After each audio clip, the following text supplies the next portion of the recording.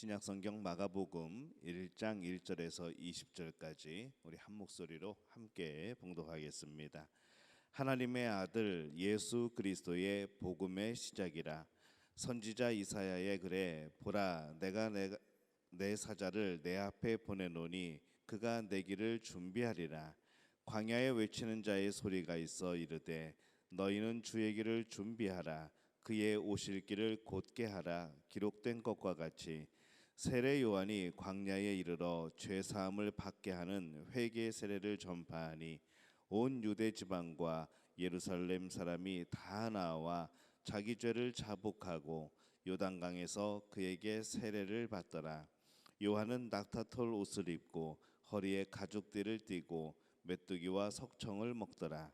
그가 전파하여 이르되 나보다 능력 많으신 이가 내 뒤에 오시나니 나는 굽혀 그의 신발끈 풀기도 감당치 못하겠노라.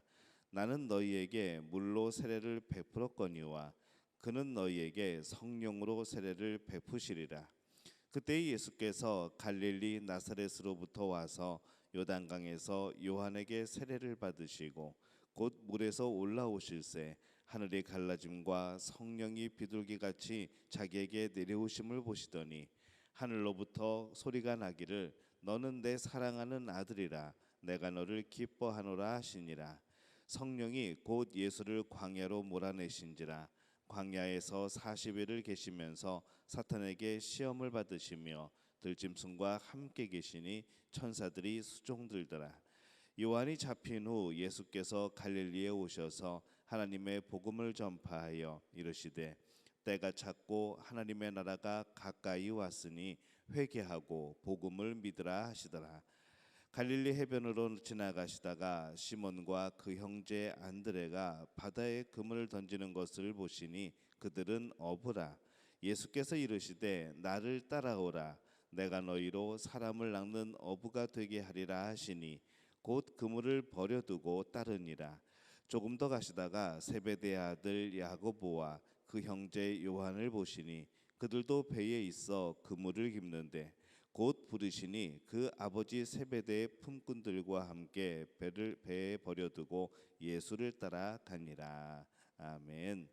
할렐루야. 하나님의 은혜가 오늘 이 새벽에 하루의 첫 시간을 기도로 시작하는 우리 믿음의 가족들에게 함께 하시기를 예수님의 이름으로 축원합니다. 이 마가복음은 복음서 중에서 가장 짧습니다. 그래서 이 복음서 중에서 가장 먼저 기록된 이 복음서라고 그렇게 모두들 이제 생각을 하고 있습니다. 이 1장 1절을 보면은 이 마가는 그의 이 말씀을 이렇게 시작을 합니다. 하나님의 아들 예수 그리스도의 복음의 시작이라 이렇게 말씀을 하죠. 이 헬라어 성경에서 이 시작하는 첫 단어는 아르케, 이 시작이라는 뜻입니다. 이 단어는 구약의 히브리어를 헬라어로 번역한 이 70인역에서 창세기 1장 1절에 이 시작이라는 단어 그것과 같은 단어를 사용을 하고 있죠. 그래서 이 마가는 창세기의 창조와 비교하기 위하여서 이 똑같은 단어를 사용하여서 시작을 하므로 창세기에서 하나님께서 이 태초의 청지를 창조하신 것만큼이나 이 중요한 사건이 모든 일의 시작이 되는 새로운 사건이 지금 시작되었다는 것을 그가 선포를 하고 있습니다. 그래서 의도적으로 그 단어를 쓰게 되는 것이죠. 정말 놀라운 일이 시작이 됩니다. 세상을 창조하신 하나님께서 이 세상을 인간이 죄로 인하여 타락했던 그 세상을 회복하고 구원하시는 그 놀라운 일들이 시작되는 것이죠. 하나님께서 처음 세상을 창조하신 일에 결코 뒤처지지 않는 이 놀라운 일이 시작된 것이 바로 이 복음의 시작입니다. 이 창조된 사람과 창조되지 않은 사람의 차이는 뭘까요? 창조된 사람은 존재하는 것이고 창조가 안 된 사람은 존재하지 않는 겁니다. 그런 차이를 가지고 있죠.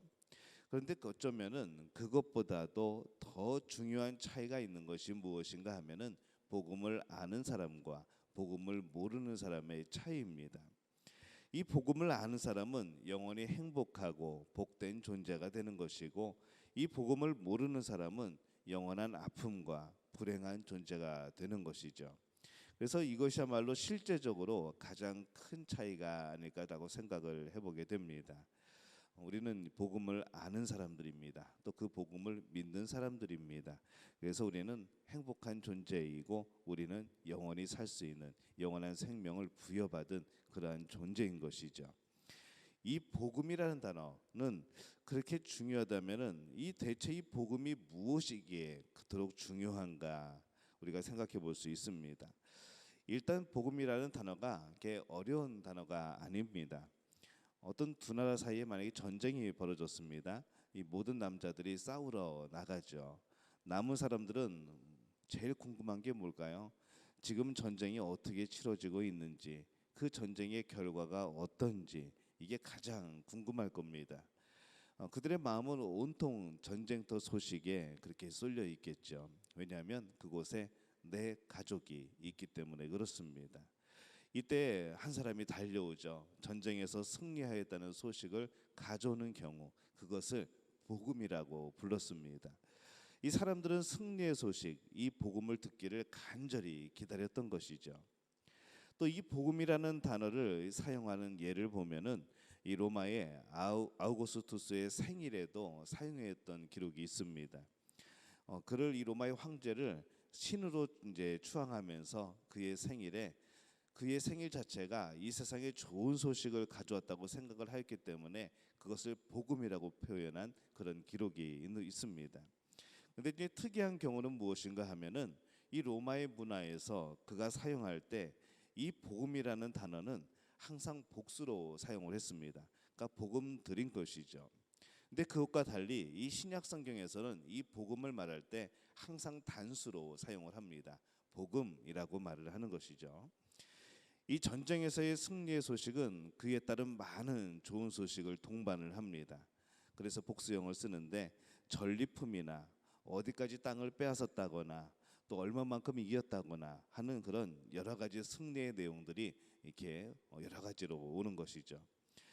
이 세상은 오늘 복음을 들었어도 또 다른 복음이 또 필요합니다. 한 가지 복음만으로는 만족하지 못하는 것이 이 세상의 모습입니다.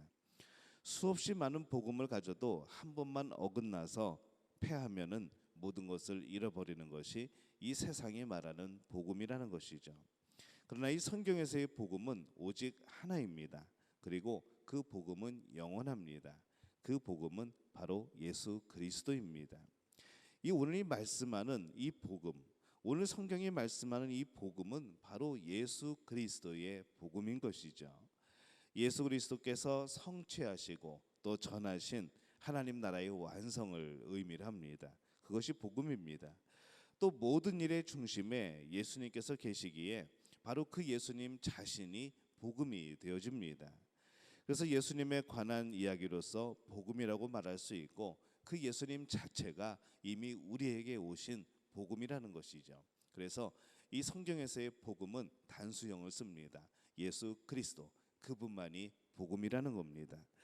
당대 가장 인기 있었던 선지자였던 이 세례 요한은 이 복음의 위대성에 대해서 이렇게 그가 말씀을 합니다.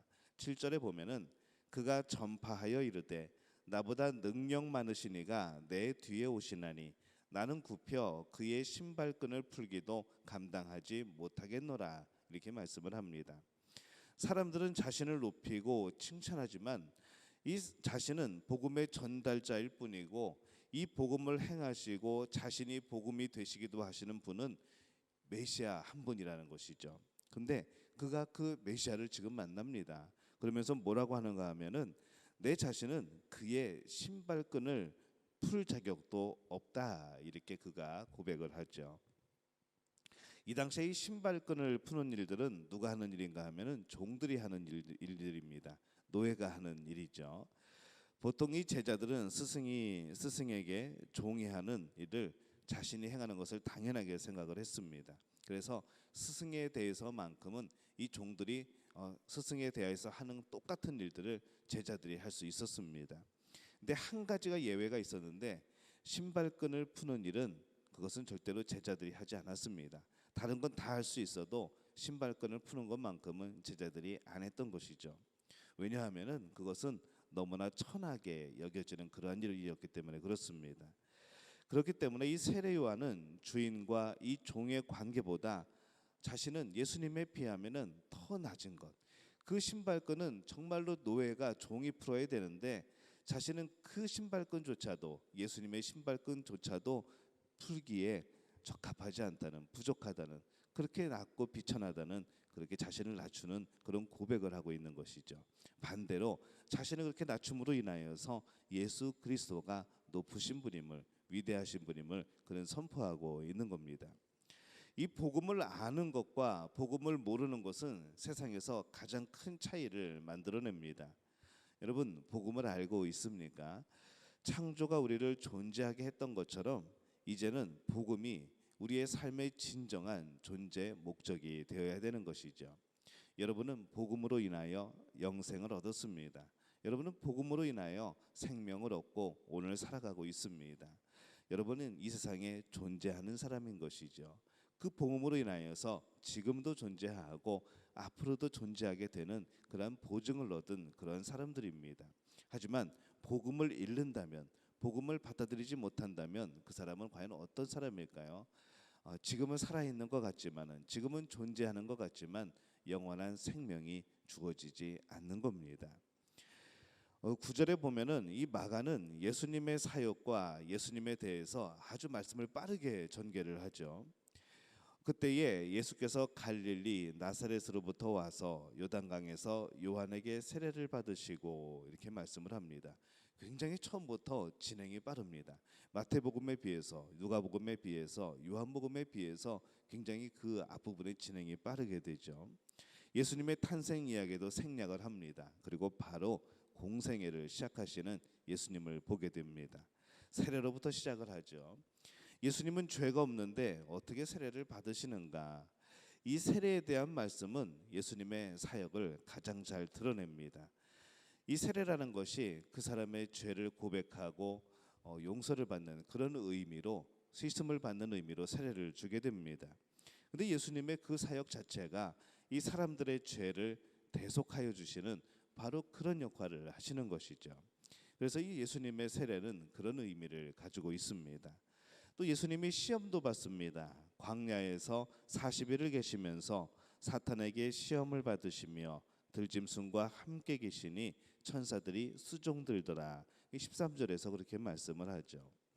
예수님께서 세례 받으시는 것이 정말 우리에게도 의아했던 것처럼 예수님도 시험을 받으시는가라고 우리는 또 생각할 수 있습니다. 그런데 이 시험이라는 것은 죄로 유혹하는 겁니다. 예수님이 그런 유혹을 받으신다고 생각하면은 참 우리는 의아해한 것이죠. 많은 사람들이 시험으로 죄에 빠지고 있습니다. 이 세상의 모든 사람들이 그런 시험, 이 죄에 대한 유혹에 점점 더 빠져들고 있는 것이죠. 그래서 예수님께서 이 땅에서 친히 그 시험을 받으심으로 인하여서 그런 사람들을 구원하는 그 마음과 그 모든 상황들, 또 예수님이 그 시험을 이겨내시는 그 모습을 보여주고 계시는 겁니다. 15절에 보면은 이 예수님께서 복음을 전파합니다. 이르시되 때가 찼고 하나님의 나라가 가까이 왔으니 회개하고 복음을 믿으라 하시더라. 이렇게 말씀을 하죠. 이 구절은 이 복음에 대한 핵심을 담고 있습니다. 복음과 복음의 결과인 구원에 대한 그런 말씀인 것이죠. 인간의 타락은 하나님의 구원의 계획으로 이어집니다. 선과 악을 스스로 판단하고 이 하나님의 뜻과 하나님으로부터 이 멀어진 사람은 하나님 나라에서도 멀어지게 되는 것이죠. 그들을 구원하는 것은 하나님 나라로 돌아오는 것을 의미를 합니다.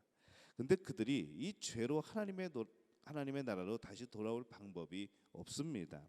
그래서 하나님의 아들이 친히 메시아로 이 땅에 오셔서 십자가에서 돌아가심으로 그 사람의, 우리 인류의 모든 죄를 사해 주시고 우리를 바로 하나님 나라에 돌아오게 하시는 것이죠.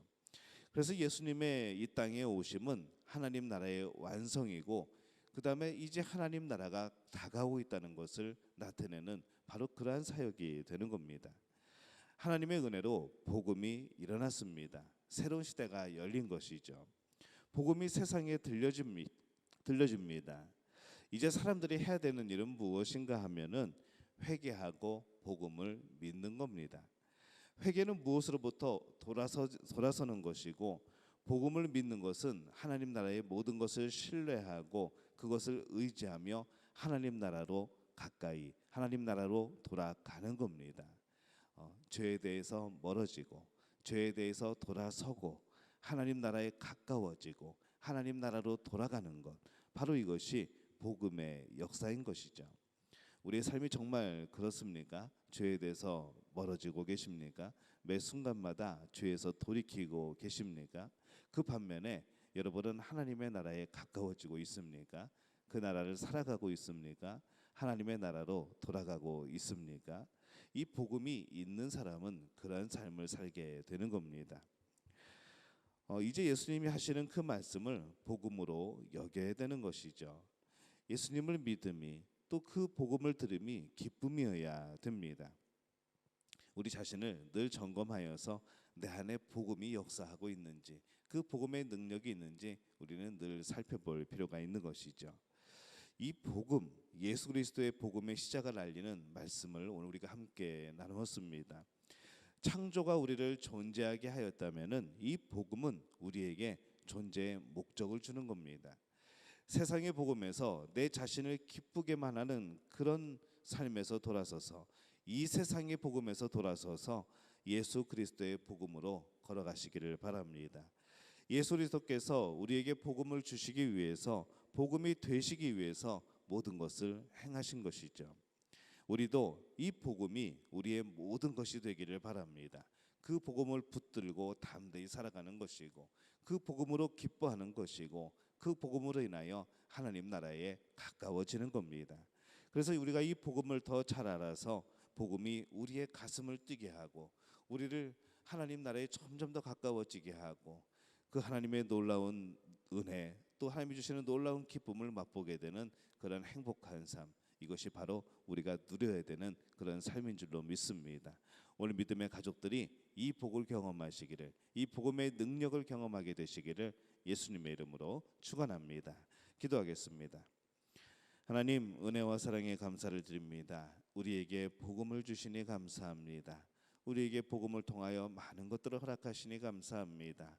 오늘 복음으로 하나님 나라에 가까이 가오니 하나님, 우리 안에 역사하여 주옵소서. 죄에서 돌이켜서 하나님 나라에 가까워지며 하나님과 더욱더 친밀하여지는 우리 모든 믿음의 가족들 될 수 있도록 주님 역사하여 주시옵소서. 예수님의 이름으로 기도하옵나이다. 아멘.